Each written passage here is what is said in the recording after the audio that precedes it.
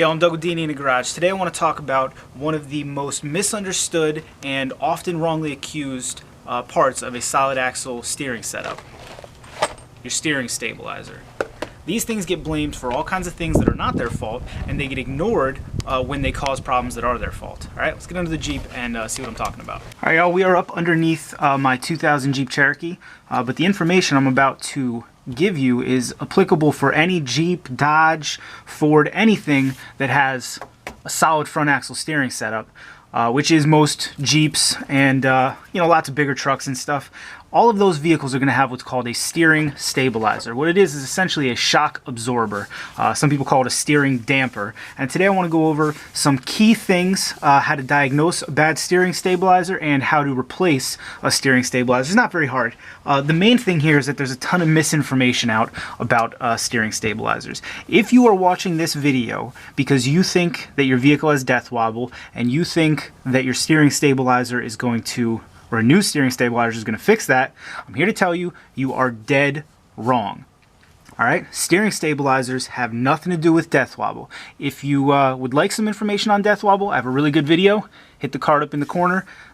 You can watch this video too, but it's not going to help you with death wobble, right? People think that, hey, death wobble is my steering being unstable, so a new steering stabilizer is going to fix that. It's not correct, and I'm not going to explain why here, but again, check that video, the card up in the corner, everything you need to know about death wobble there. Here's how a steering stabilizer works. It offers as a stabilizer for your steering, all right? It's self-explanatory. What you have here is your drag link. Your drag link is connected to your wheels on one side and your pitman arm on the other side. Your pitman arm connects to your steering box, which goes up into your steering wheel. So when you move your steering wheel, you're actually turning the steering box, which manipulates the pitman arm, which moves this drag link back and forth. All right. When you hit a bump with one of your tires and it wants to jostle that way real quick, what it wants to do is push this whole drag link with it. And without a steering stabilizer, that force will go through the drag link up into your pitman arm, through your steering box, into your steering wheel, make for a rough ride, and it'll make the Jeep a little bit less easy to control. This steering stabilizer absorbs some of that shock so that the short, quick jabs that the road puts on your tires don't have the opportunity to transfer through this whole steering linkage up into your steering wheel. All right, it's a very simple design. Works really well. It's got a hard mount over here. This is the constant. This is the axle side mount, and the other side is connected right here through a like a tie rod end ball joint type thing to the drag link here. All right, and replacing them is not hard. It's just the 2 bolts. A lot of people like to set up dual steering stabilizer setups on their vehicles. All right, now obviously 2 is better than 1, right? That's something that we just take as a constant, but it's not always true. All right, on a vehicle like this is my daily. All right, it's got stock tires, stock ride height, stock everything. There's no reason I would need a dual steering stabilizer setup.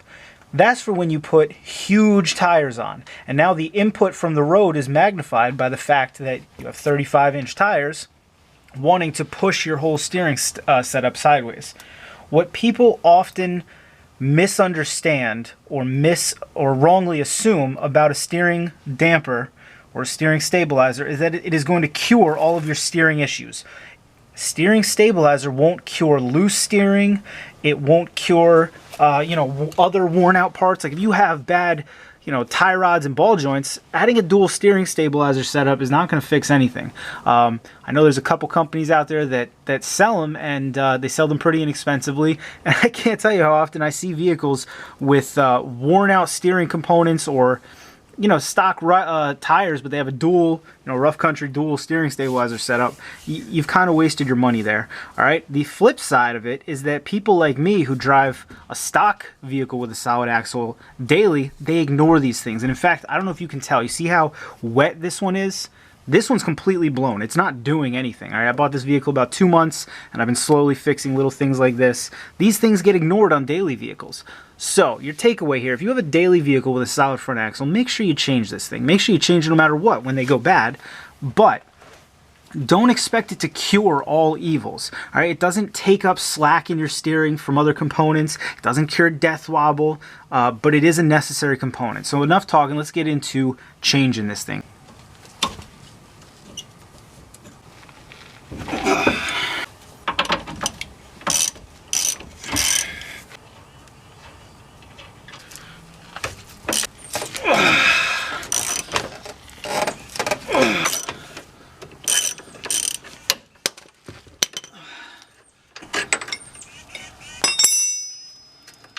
All right, well, I won't pretend that that was easy, but that's why you don't let these things go years.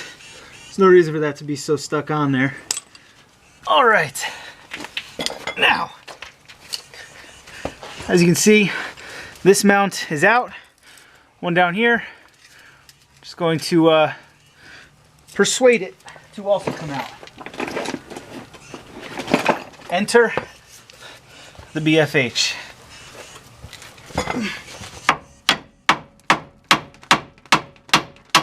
There it is. And we can now liberate the old steering stabilizer. Okay. Alright, so here you go. You can see this thing really doesn't have much life left in it. I can pretty much put it wherever I want to. Okay, that's not what it should do. It should be springy. And you can see all this oil that's on it. I think you can see it. That's there because it's blown. This is all the oil that used to be inside of it. Conversely, here's our new one. Comes with some nice new hardware.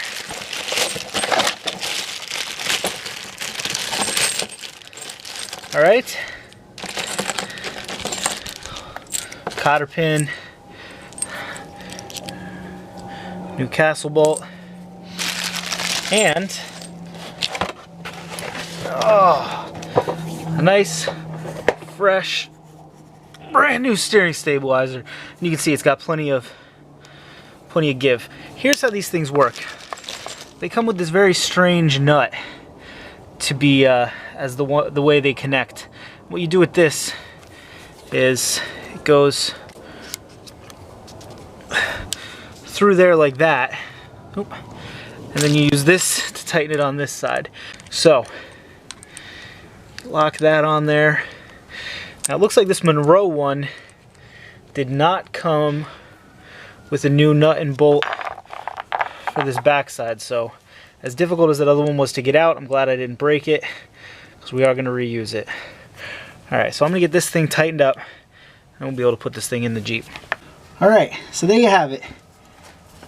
Took about 20 minutes, but the new steering stabilizer's in. Wasn't expensive. This Monroe model I got, they make good ones, especially if you got a daily driver. It was $23. Old Man Emu makes really good ones if you want to upgrade a bit. You don't have to spend a ton on them. I mean, it is a consumable part. I don't know that I've ever had a bad one, you know. I think Monroe is about the cheapest out there, and they make good stuff. Rough Country, Rancho, I've had all those, they're all good. So the takeaway here is don't neglect your steering stabilizer, especially if you have a daily, you know, make sure that you keep up on it, and if it's blown, fix it. You know, you will like what it does to your ride quality. The other side of that is have a realistic view of what a steering stabilizer can fix. Doesn't cure death wobble. It won't make your Jeep on 35s ride like it's on stock 29s. So, you know, go into it with a realistic view. It's not a difficult process. I think on this Jeep I needed 17, 18, and 19 mil wrenches. Needed a pair of dikes for the cotter pin. And that was about it. I used my hammer, but you know, who doesn't have a hammer or a rock or anything? So not a hard project, an easy bit of maintenance, makes a big difference. Inexpensive too. I like to try to check mine out, get a good feel for it anytime I'm down here looking at tie rod ends or anything like that. As always, if you found this video entertaining, informative, educational, please subscribe to the channel, hit that like button. If you have any questions, leave them down in the comments. Love to hear from you guys. As always, thanks for watching. See you next time.